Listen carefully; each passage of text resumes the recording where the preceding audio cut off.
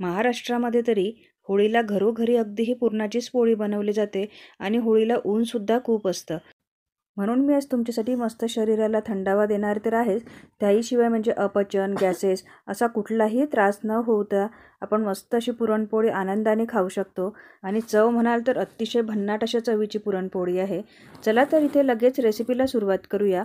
मी इथे बिनसालीची मूग डाळ घेतलेली आहे, ती मी इथे 1.5 वाटी घेतलेली आहे. डाळ मस्त स्वच्छ धुवून घेतलेली आहे.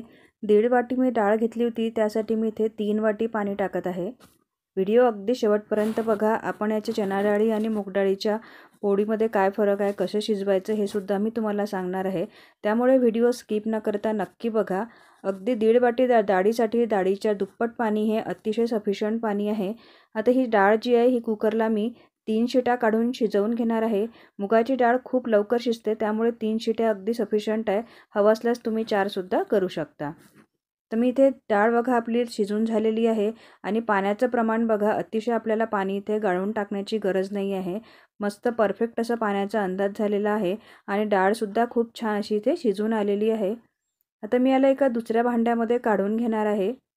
सगळ्यांनाच माहिती आहे आपल्याला की मुगाची डाळ किती पौष्टिक असते. त्याशिवाय पचायला सुद्धा खूप हलकी असते, खूप लवकर डायजेस्ट होते. त्यामुळे मूग डाळ ही अतिशय फायदेशीर आहे. आता इथे आपल्याला इथे पाक करून घ्यायचा आहे. आज मी इथे साखरेचा वापर न करता पूर्णपणे गुळाचा वापर केलेला आहे. तर जेवढी डाळ घेतली होती मी तेवढेच मी इथे गूळ टाकून घेतलेला आहे. म्हणजे 1.5 वाटी डाळीसाठी मी इथे 1.5 वाटीच गूळ घेतलेला आहे. हवं असल्यास तुम्ही अर्धी साखर अर्धा गूळसुद्धा करू शकता किंवा पूर्णपणे साखरसुद्धा वापरू शकता.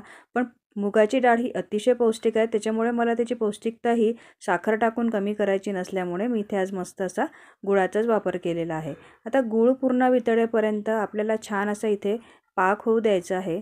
आता मला तुम्हाला इथे सांगायचं आहे की चणा डाळीच्या पुरणाला जेव्हा आपण असं साखर किंवा गूळ टाकून पाक येऊ देतो, ते लगेच खाली असं करपण्याची शक्यता खूप कमी असते. पण मूग डाळ ही थोडी चिकट असते आणि ही खाली पटकन लागण्याची शक्यता जास्त असते. त्यामुळे शक्यतोवर इथे जाडबुडाचं भांडं वापरावं पाक करताना. तर माझ्या डाळीला जो आहे मस्त पाक आलेला आहे. पुरणसुद्धा अगदी व्यवस्थित घट्ट झालेलं आहे. आणि आता मी याच्यामध्येच इथे थोडी वेलची पावडरसुद्धा टाकून घेतलेली आहे. मूग डाळ जी ही शिजल्यानंतर अतिशय मऊ होते. त्याला विशेष असं आपल्याला इथे गाळून घेण्याची किंवा मिक्सरमधून बारीक करून घेण्याची गरज नाही आहे.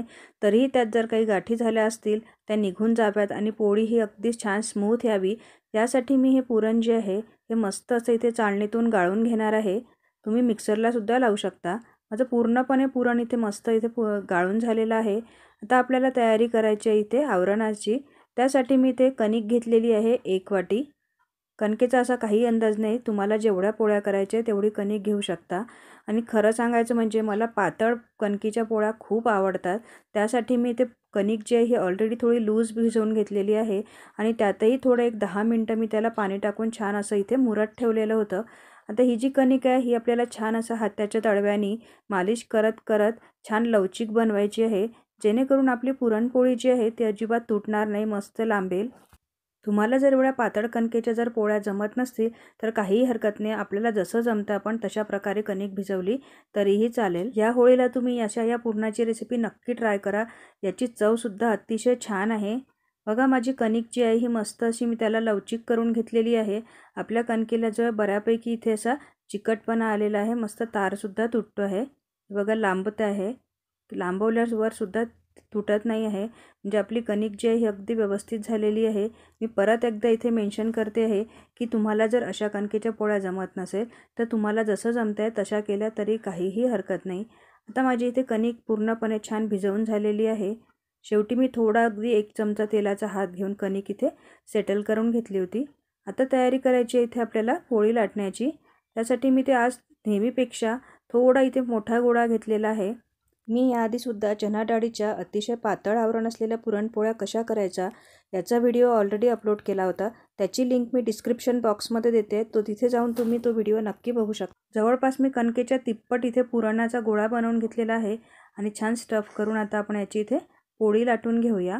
ही जी पुरणपोळी आहे ही कोणीही अगदी घरात कोणी वृद्ध व्यक्ती असेल ज्यांना चणा डाळ सहन होत नसेल, पचनाचा त्रास होत असेल, त्याहीशिवाय कुठला आजारी व्यक्ती असेल, बाळंतीण असेल, त्यांच्यासाठी सुद्धा खूप अशी हेल्दी अशी पोळी आहे. कारण आपण ऑलरेडी ती गुळामध्ये बनवलेली आहे आणि मुगाची डाळ तर हेल्दीच असते. त्यामुळे जर एखाद्या बाळंतीण न्यूबॉर्न आईने जरी खाल्ली असेल तरी बाळालासुद्धा बाधणार नाही, आईलासुद्धा बाधणार नाही, अशी छान पौष्टिक पोळी आहे. बघा इथे मस्त माझी पोळी तयार झालेली आहे आणि थोडी इथे जाड आवरण लावल्यामुळे मी आज इथे सराट्याने पलटून घेतलेली आहे. आपली इथे पहिली पोळी तयार झालेली आहे. अशा प्रकारे मी ते सगळ्या पोळ्या इथे करून घेतलेल्या आहेत. तुम्हाला आजचा व्हिडिओ कसा वाटला हे कमेंट करून सांगायला अजिबात विसरू नका. आणि तुम्ही जर या होळीला अशा पुरणपोळ्या बनवल्या असेल तर मला तेही कमेंट करून सांगा. आणि हो, तुम्ही जर माझ्या चॅनलवर नवीन असाल तर चॅनलला सबस्क्राईब नक्की करा. व्हिडिओ आवडल्यास व्हिडिओला एक लाईक करायला सुद्धा विसरू नका. बघा मस्त मऊ लुसलुशीत आणि त्याहीपेक्षा म्हणजे अतिशय पौष्टिक अशा पुरणपोळ्या आपल्या तयार झालेल्या आहे. चला तर मग भेटूया माझ्या पुढच्या व्हिडिओमध्ये. तोपर्यंत बाय बाय.